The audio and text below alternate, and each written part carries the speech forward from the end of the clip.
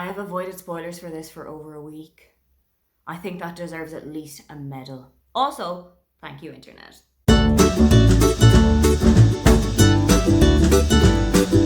Hi, welcome, come on in. My name is Aoife, and today I am going to live react to the PopSugar Reading Challenge prompts for 2023.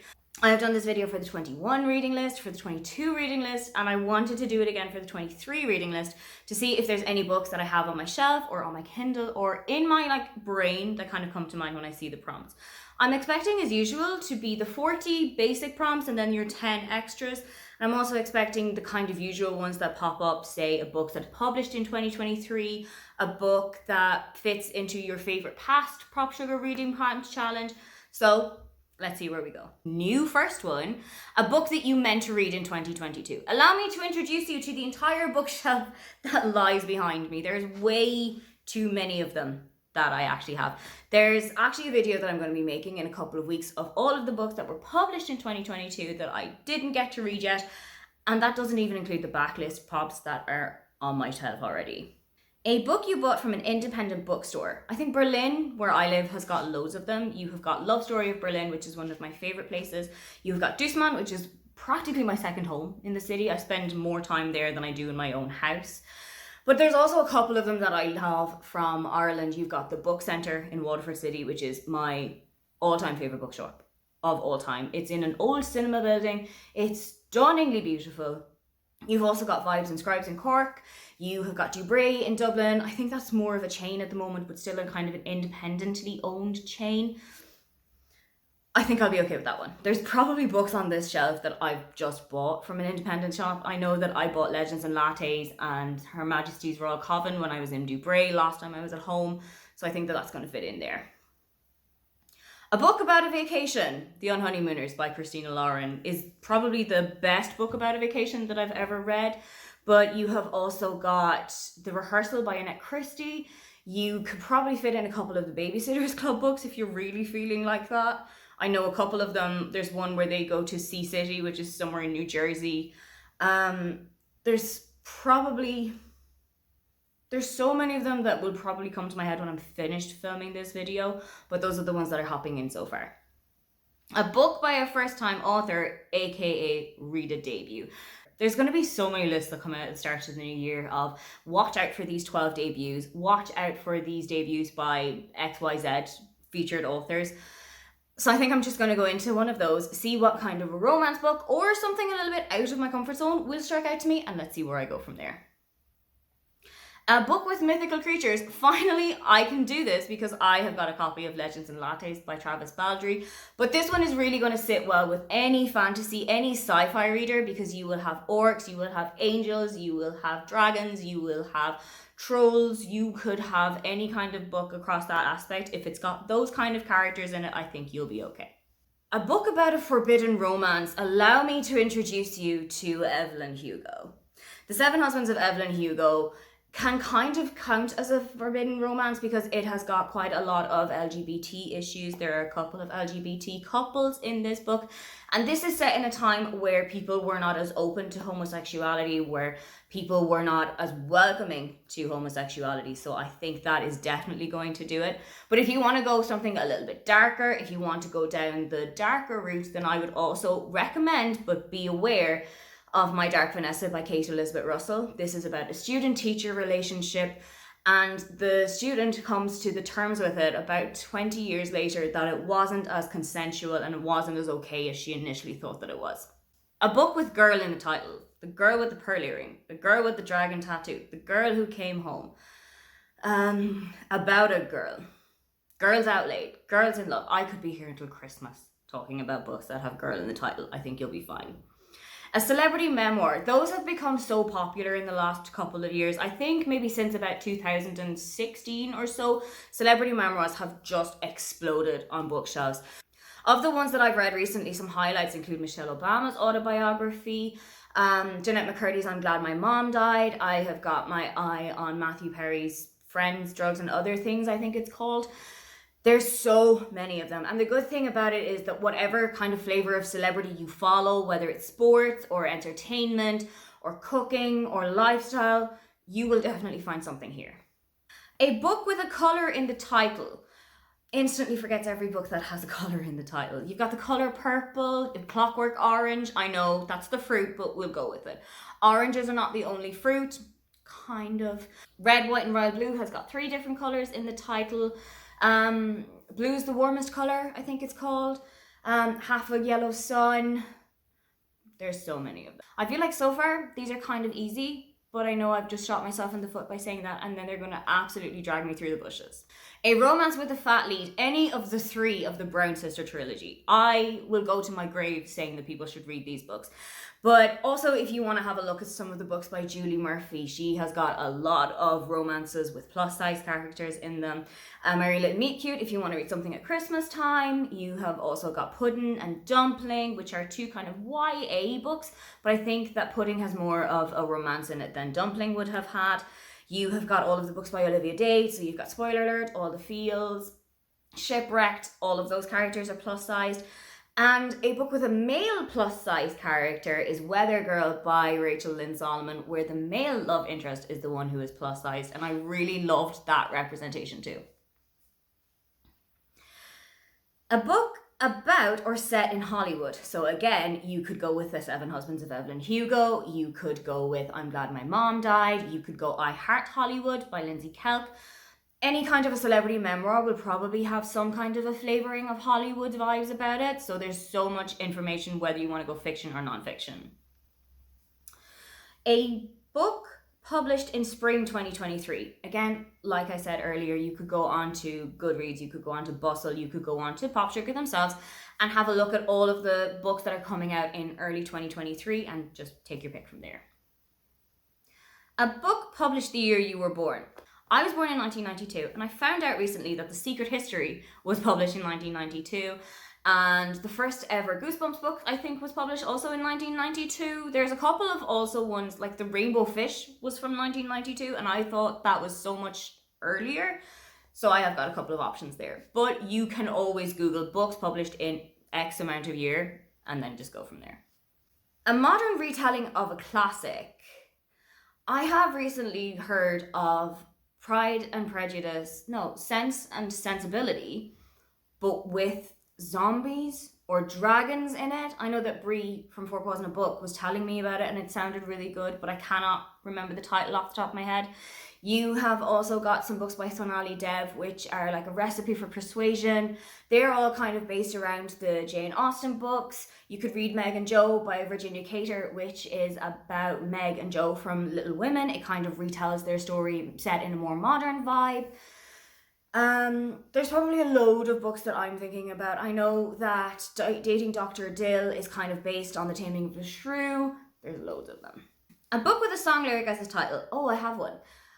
When You Get a Chance by Emma Lord is a YA book, okay, but it is a kind of a tiny little paraphrase of And If You Get a Chance from Dancing Queen by ABBA. There's so many of those as well that you can probably look up elsewhere. A book where the main character's name is in the title. The 7 Husbands of Evelyn Hugo. You have also got Rosalind Palmer Takes the Cake and Paris Dalencourt is about to crumble, both by Alexis Hall. All 3 of the Brown Sister trilogies have got the main characters in titles, so Take a Hint, Danny Brown, Get a Life, Chloe Brown, and Act Your Age, Eve Brown. There's probably so many of them back on my shelves. Rachel's Holiday has got Rachel from Marion Keyes, has got Rachel in the title. A book with a love triangle. Don't just read Twilight. Please don't just read Twilight. There's better books out there with a love triangle. And I can't think of a single one because I don't read a lot of love triangle books, but don't just read Twilight. Promise me that.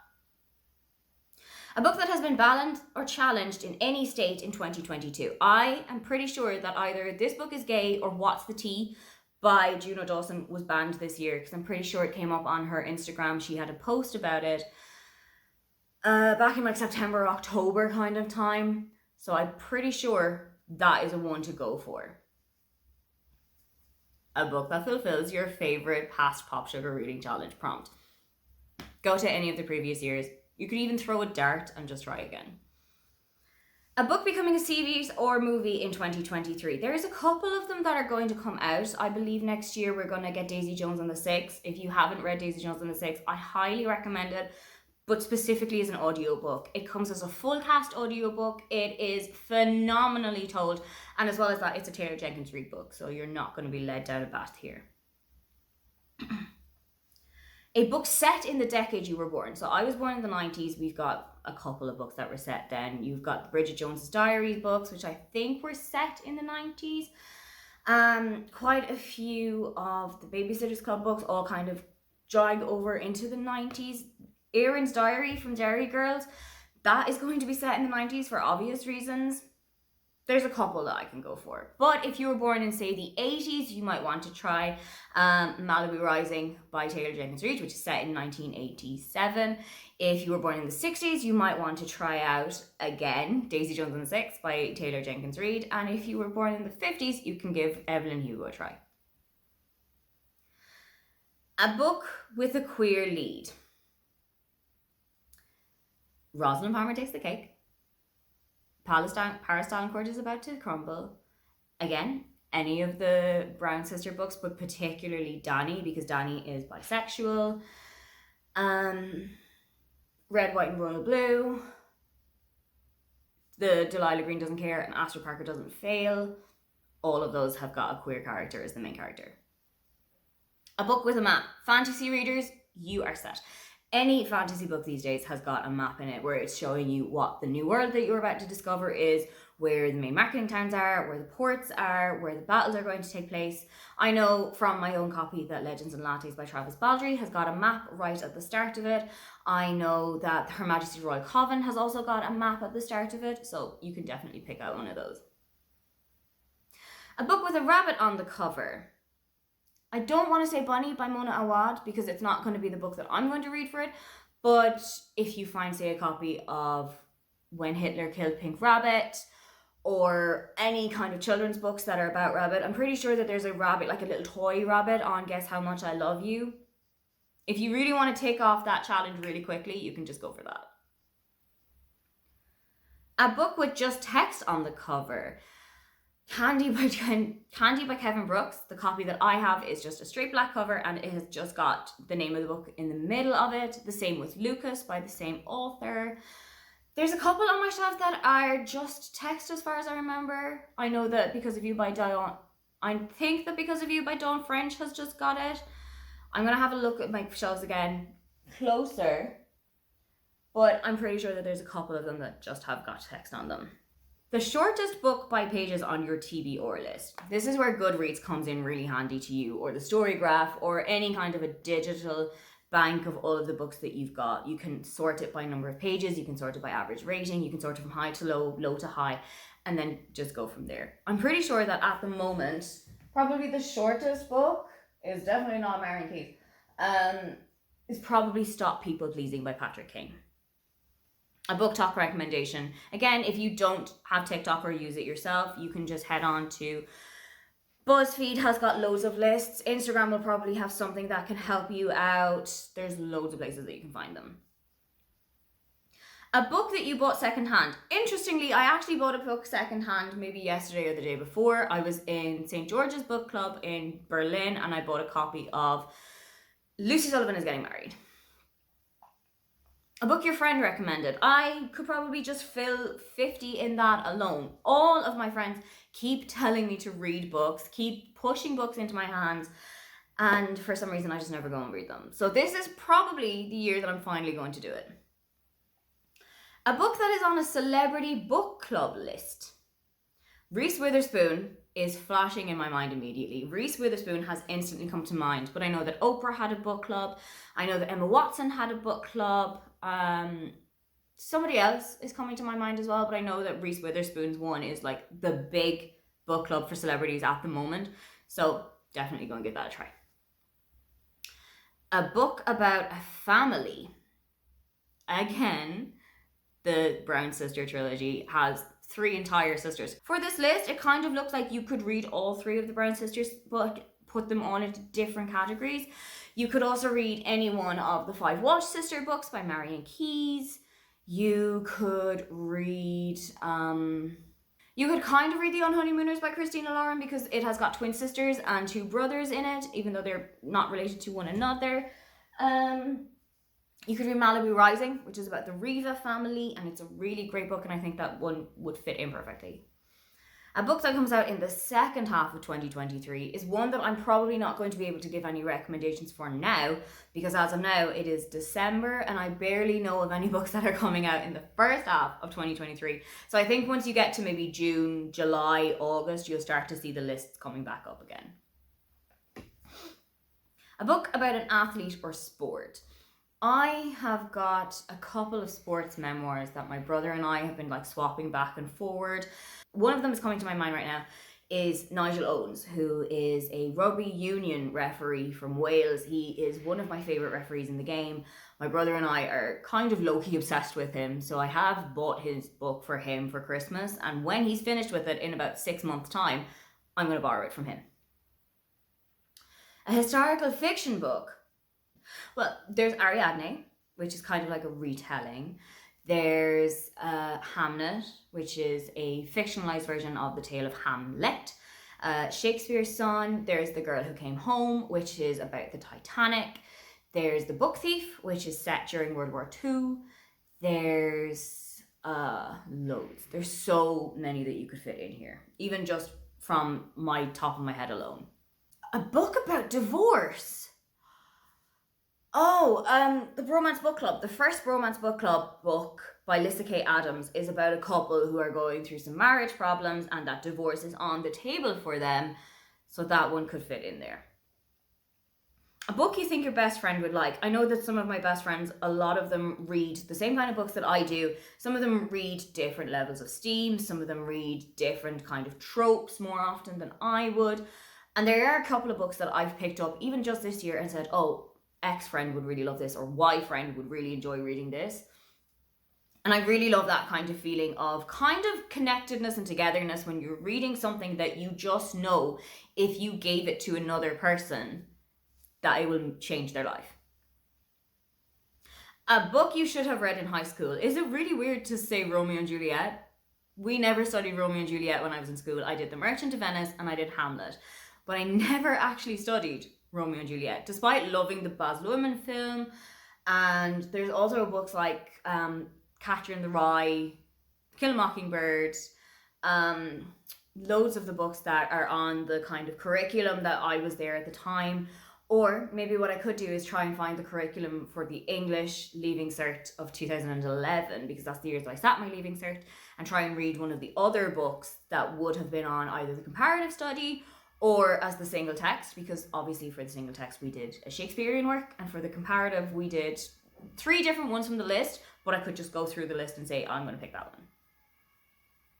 A book you read more than 10 years ago. Oh, so a reread. Love it. That's probably going to have to be Candy. I do remember that the last time that I read Candy, I was approaching my 20s, I would say, or I was just early 20s.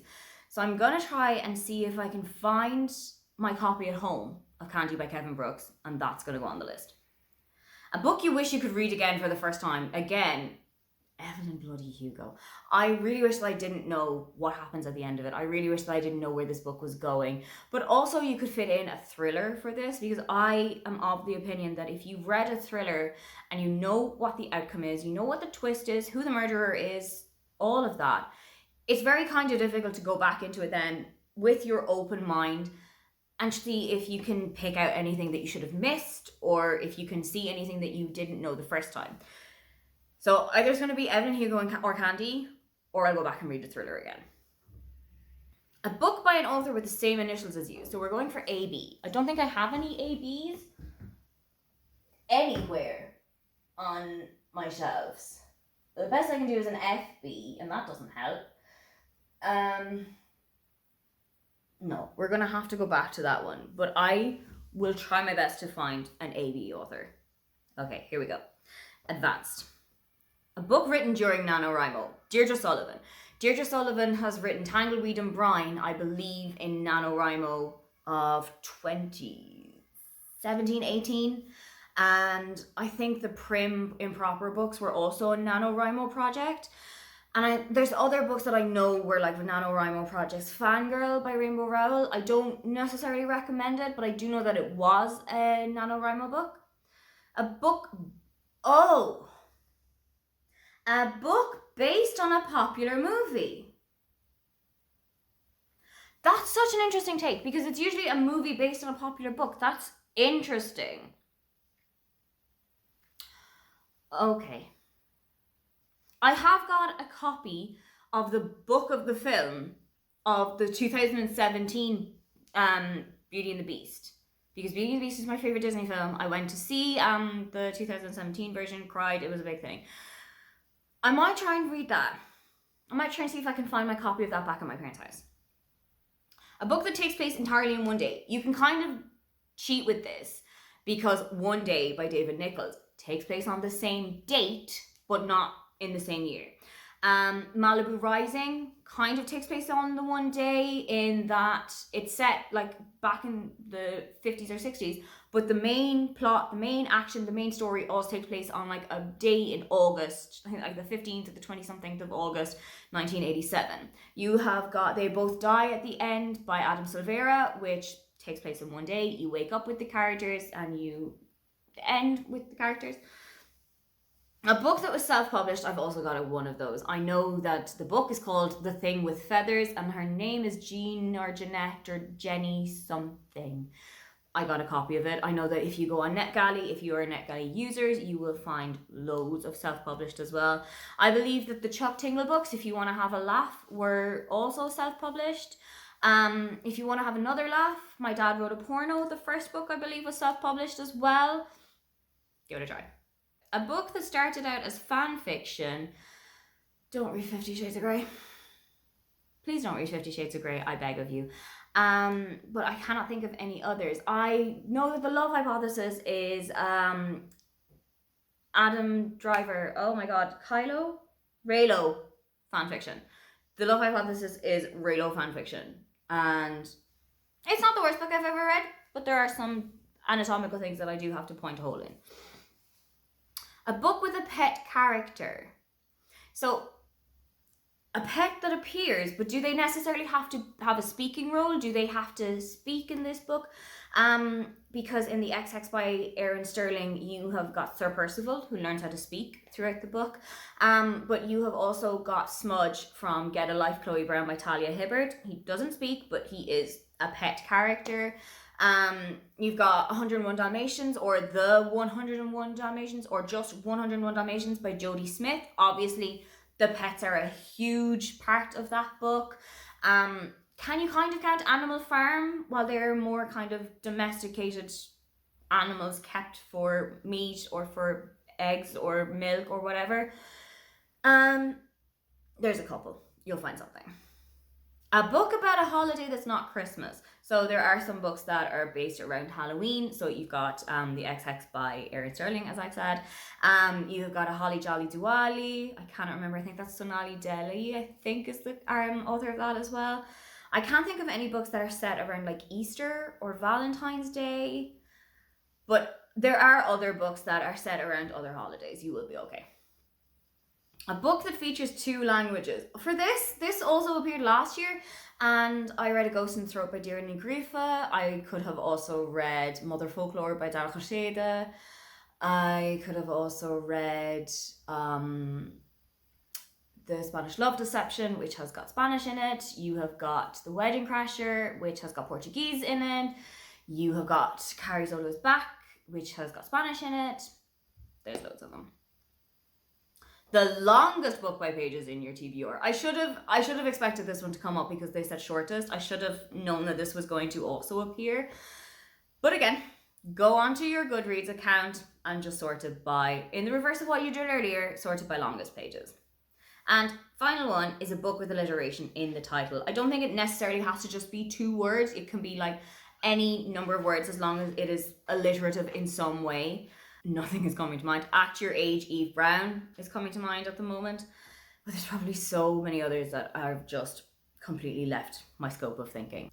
Those are my live reactions to every single one of the 50 PopSugar reading prompts that are going to be coming my way in 2023. Have you got any suggestions for any of the prompts that I didn't have any suggestions for? Or what are you thinking that you might read for them? If you would like to leave a comment but you cannot think of anything that you would like to say, then just leave the lollipop emoji. Don't forget to like and subscribe because I have new videos up every week. Now, get on out of here.